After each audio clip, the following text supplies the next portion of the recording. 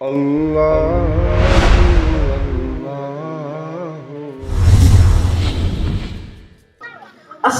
علیکم ورحمۃ اللہ وبرکاتہ۔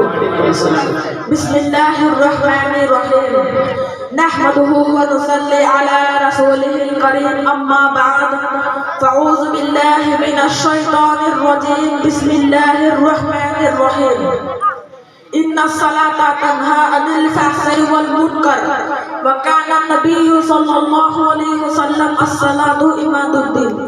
معزز سامعین، اللہ رب العزت کا بے انتہا احسان و کرم ہے۔ اللہ رب العزت نے ہم سب کو دینی مجلس میں شرکت کی توفیق بخشی۔ آج میری تقریر کا موضوع ہے نماز۔ دوستو، نماز ایک ایسی عبادت ہے جو اللہ تعالیٰ کو تمام عبادتوں میں سب سے زیادہ پسند ہے۔ اللہ تعالیٰ نے جب روزے کو فرض کیا تو اس کا حکم زمین پر نازل کیا۔ اللہ تعالیٰ نے جب حج کو فرض کیا تو اس کا حکم زمین پر نازل کیا۔ اللہ تعالیٰ نے جب زکوٰۃ کو فرض کیا تو اس کا حکم زمین پر نازل کیا۔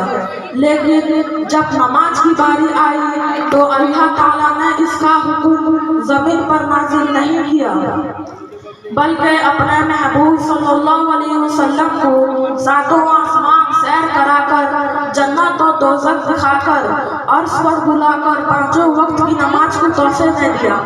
اس سے پہلے کسی امت کو پانچوں وقت کی نماز نہیں دی گئی تھی۔ کسی نبی نے صبح کی پڑھی تو کسی نے ظہر، کسی نبی نے عصر کی پڑھی تو کسی نے مغرب۔ جیسا کہ روایتوں میں آتا ہے، سب سے پہلے فجر کی نماز حضرت آدم علیہ السلام نے پڑھی، ظہر کی نماز سب سے پہلے ابراہیم علیہ السلام نے پڑھی، عصر کی نماز سب سے پہلے عزیر علیہ السلام نے پڑھی، مغرب کی نماز سب سے پہلے ایوب علیہ السلام نے پڑھی۔ لیکن عشاء کی نماز کسی نبی یا کسی امت نے نہیں پڑھی تھی، لیکن عشاء کی نماز سب سے پہلے ہمارے نبی صلی اللہ علیہ وسلم اور ان کی امت نے پڑھی۔ دوستو، نماز ایک ایسی عبادت ہے جو ہر حال میں فرض ہے۔